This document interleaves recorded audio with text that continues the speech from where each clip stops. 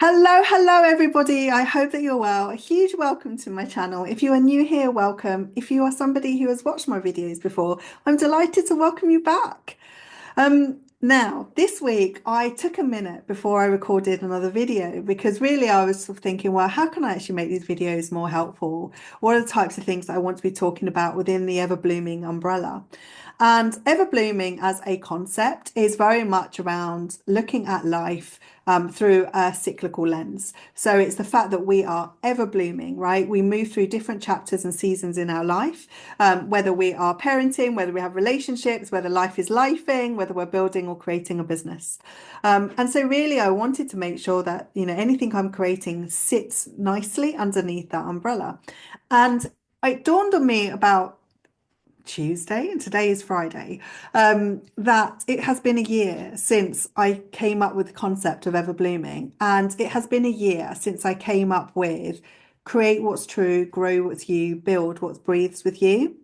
And it has stayed with me for a whole year. And the old Effie would have been like, what am I doing? How am I going to bring this into the world? Something's got to happen. What's the opportunity here? But I actually didn't do any of that. I sat with it. And over the last year, and one day I will share this story, but layer by layer has literally emerged. It started with ever blooming as a concept. It then started with the expression, so create, grow, and build, as I've just explained. And then I started asking the questions, well, what could that look like? Like, what sits within it? What does that actually mean? And this is where the whole methodology that I've developed around restoring pieces of ourselves comes in. And it's all about the cycle of restoration. And it's funny because I was on Substack yesterday and I was talking to somebody who's very deep into Buddhist principles and bringing them to light. And I literally said to him, is that what life is? Is it a case of undoing our stories? Like, is that what it is? And he literally concluded that it's a restoration, essentially. It's a way of coming back to ourselves. And I thought, well, this all sounds really lovely and poetic, but what does that actually mean? And so I have been developing like layer by layer, and asking these questions, what does that mean? Why that? What's going on at the moment? What do people need? Why does personally my work look very heavy in terms of the founder and the person that sits behind, the business? And then there's the business entity, and what does that actually mean? And, we all talk about building softly and intentionally and gently. What does that mean? So I've been full of all the questions and it has been beautiful. And maybe this is because, this is today, April 17th, 2026, and we're on the cusp of a new moon and it's happily sitting within Aries. And I'm not an astrologer by all means, but it's all about beginnings, right? It's all about something emerging and having the courage to move forward with it. And if I now map back the entire journey of ever blooming to where I am today with it, even though it doesn't look like very much out there, it's a huge world in here, right? In here, it's a huge world. Like I am so clear. And it then dawned on me that what I have actually been doing is building what we call a conscious business. And I really love this because somebody mentioned a conscious business to me maybe a year or so ago. And I thought, well, what is that? What is a conscious business? And then, like I said, I've seen words and phrases float around about building something soft, building something true, building something intentional, build a business that breathes with you, right? What does that mean? Like, how does that help pay the bills? How does that help you get your work out into the world? How does it gain momentum? Like, and what does it really mean? And the more I've sat with it and the more I've looked at how ever blooming is starting to come into fruition and the way that I've been moving in my cycles, where there's been cycles of motivation, cycles of rest, where there's been cycles of like thinking and questioning and then that accumulating into something. There's been cycles of frustration, right? All of these different things that exist within the human being and our own individual stories. And I'm not alone in that. And so the wonderful thing is that now I can actually go, I know what it is. I know what a conscious business is. I know what it means. I know what it means to build something consciously. So I wrote something this morning, which I hope you'll bear with me because I just wanted to share this with you and then I will talk about it. So I'm just going to look slightly left of my screen because it's here on my screen. I didn't want to mess up the words, which because I overbubble. But this is what I wrote. So, what is the heart of a conscious business? Well, a conscious business is a business built in relationship with the person who is building it. It isn't separate from that person. It isn't something you have to become someone else in order to run it, but it's something that moves with you. It responds to you, and it is shaped by what is true for you, right? And so then I started kind of looking at that and I was thinking, well, this has been really interesting because the themes that have been circling me, especially in the last few weeks, have been creativity, has been expression of self. It has been about reclaiming pieces of yourself. And I had made a commitment to myself that I would write pieces or record videos on something I was inspired on in the moment, even if it did not make sense to me at that time. And now I can actually see that they are all pieces of building a conscious business. So if you were to pull it all together, that is really what sits at the heart of a conscious business. Now, I've been a huge believer and a fan of independent businesses. I run independent businesses. I love independent business founders. I think that the world really needs more independent business founders, and they need more of our creativity. They need more of our art in the world. And really, what a conscious business is essentially that is the act of taking something true that is in here and bringing it out into the world. And it moves with intention, right? It's something that you have deliberately chosen because it feels good to you. It is true for you. And, these are the types of businesses that a lot of people once would have said, well, it's not masculine enough. It doesn't have the masculine structure that enables it to make tons of money. Well, I don't think that's what people are looking for. They want more than enough. They want overflow, absolutely. But what they want within that overflow is a life that sustains them and doing work that brings them joy, doing work that lights them up. And when we have work that we love and we enjoy and we can build from a place that is true in here, we build a life that we love. We consciously build and step into a life that lights us up, right? That we can glow from. And that's really, at the heart of it. And many, many years ago, somebody told me, a very wise lady, phenomenal lady in my life, told me that one day I would be helping people build businesses in a different way. And I remember saying to her at that time, what different way? Like, what do you mean? And lately I've re-remembered it. It had disappeared for a while, but lately it's come back to the surface. And I've been asking very much and sitting in my stillness, in my silence, thinking, well, what's emerging from me right now? What's emerging for me in terms of business? And I could never really understand why was holding all these different pieces, and why things have moved in a certain way over this last year. And now I'm finally starting to see how it's all coming together, much like lots of pieces in a puzzle. And it is all centered around building a conscious business. Now, because I have a line, the profile of a 4/6 in human design, the 4 is all my people side. It's all about my community, my people, attracting the people into my world you know, who kind of like resonate with me or I resonate with them. But the 6 is actually lived wisdom. And there is no way I can talk about anything I say or do unless I have lived it. There is no way I could have sat here on this video and talk about building a conscious business unless I was building a conscious business myself.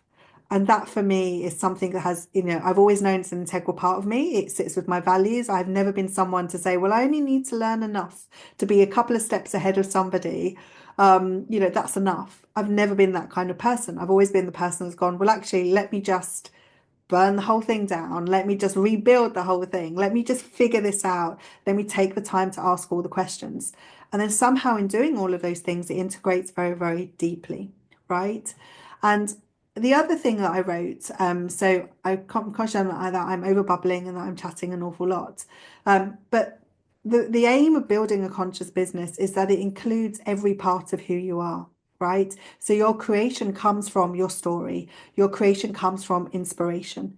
Your creation comes from the act of placing something, the act of listening before acting, before doing something and pushing through force in the world. It's a choice to respond to something that has lit you up. It is a choice to respond to something you are seeing in the world. It is a choice to respond to something that you really feel passionately about, so you can honor your truth. You can honor the truth of that moment and you can bring it into something tangible that you are then able to share. And so this is why I talk about building a business that breathes with you, right? It's why I talk about creating what's true, Create the thing, create the business, create the product, the service that is true to you, that is fueled by your story, right?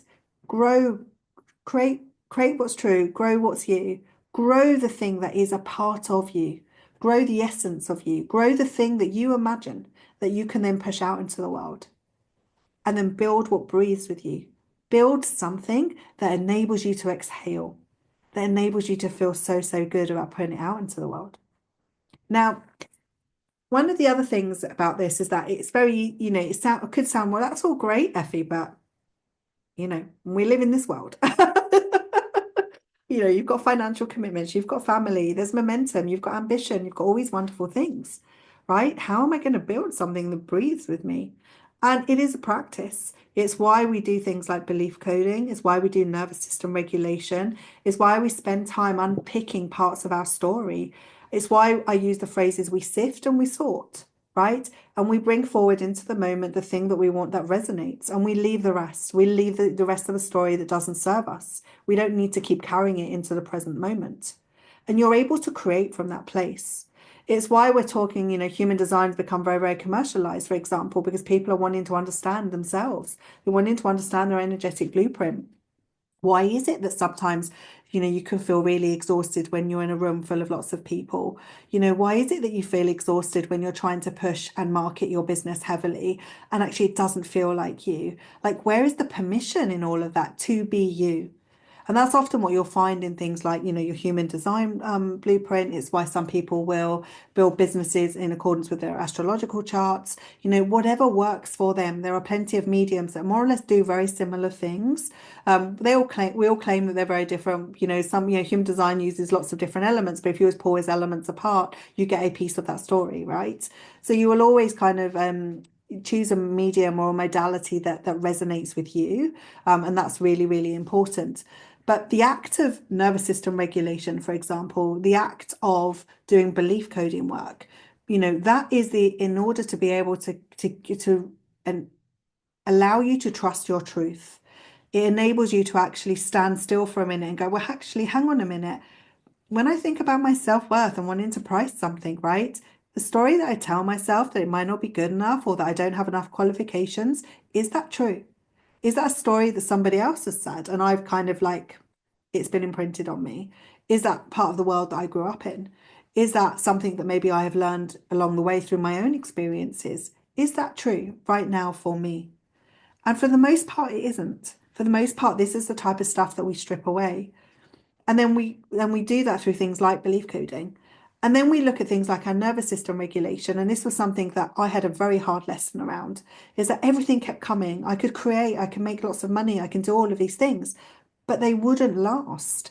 And it was literally because the structures I was building weren't a fit for me. They did not feel safe to my system. And it wasn't a case of tricking my system into believing that something was safe. It was actually doing the work to understand what is true for me and believing and having faith in that truth, right? Knowing that actually I can trust my own system and the way that it operates. I can trust the signals my body gives me. I can trust the, even down to the stories and the way that I question those stories. And so when I did the nervous system regulatory work, I was able to kind of soften my system. And it's really interesting because when you soften the system, much like the ever-blooming flower, something else emerges. And it is really this beautiful, beautiful bud. And layer by layer, it opens up. And you are in the center of it. And every petal represents a story. Every petal represents a truth. And that is what your business gets to carry out in the world. So I think this is what a conscious business is. And I'm so excited that I get here today, to sit here today and finally be able to express that, finally be able to share that with you. And in case you're wondering what it feels like, what does it feel like to have a conscious business? Well, I wrote these few things. Again, I'm looking to my left and I'd like to share these with you. So when you build a conscious business, it feels lighter to hold. Decisions feel clearer. Growth feels more natural. And the founder, that's you, remains intact with it.